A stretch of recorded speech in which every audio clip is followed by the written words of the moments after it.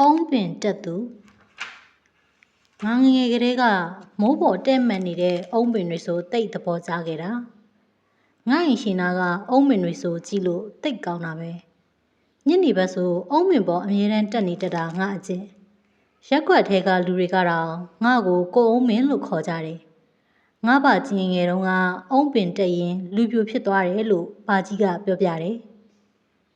ငါလည်းလူပြိုဖြစ်ချင်တော့အုံးပင်ကိုငငယ်ကလေးကတက်ခဲ့တာ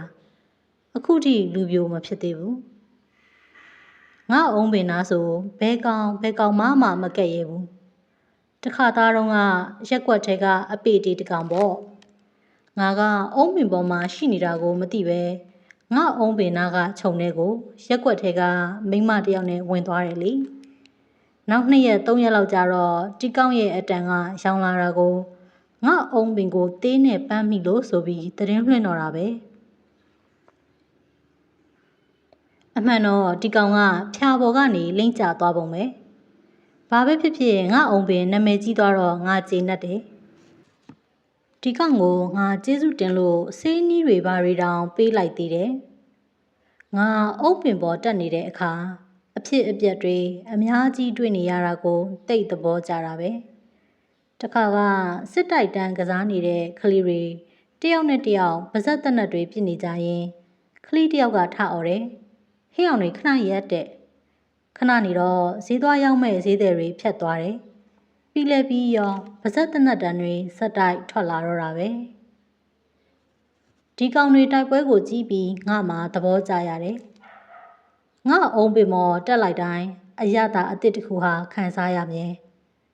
ရက်ွက်ထဲကလူတွေကိုငါအုံးသီးတွေခူးချပေးတယ်လူတွေကငါ့ကိုမော့ကြည့်ပြီးငေးနေရတယ်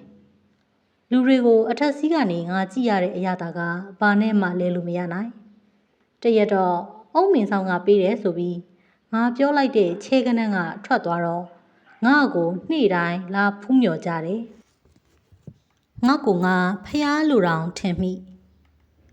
ဒီလူတွေဟာငါလက်ခုပ်ထဲကရေတွေငါဟာအုံးမင်ထိပ်ဖျားပေါ်ကနေအတန်မျိုးစုံကြားနိုင်သူတကိုးရှင်အုံးပင်ပေါ်ကနေမိုးပေါ်ကိုမော့ကြည့်ပြီးနတ်ပြည်မှာနောင်ပွင့်မဲ့ဖះအလောင်းတော်ဟာတရားဟောနေတယ်လို့သတင်းစကားကိုငါကပဲပေးခဲ့တာဖြစ်တယ်။ပွင့်တော်မမူသေးသောဂင်းငါဝါလူတဲစုမကတော့ဖះများဟာငါကိုအုပ်ပေပေါ်တက်တိုင်းဆက်သွယ်နေကြကြောင်းဖះ promotion ဆင်းရင်ဖះဟာငါလက်ခုပ်ထဲကရေဖြစ်လာပြန်တယ်။ငါတော့ဩဇာမတက်ရောက်တဲ့ဘဝမျိုးကိုငါမသိပဲငါကိုယ်တိုင်ရောက်ရှိသွားပုံနောက်ဆုံးအဆုံးသတ်ပေးစရာငါအုံးပင်ပေါ်ကခုန်ချလိုက်ရပါမလားအုံးပင်ကိုပဲအမြစ်ကနေလှဲဖြိုပြရမလားအုံးပင်ကိုလှဲပစ်ဖို့ဟာတော့အဖြေမဖြစ်နိုင်တော့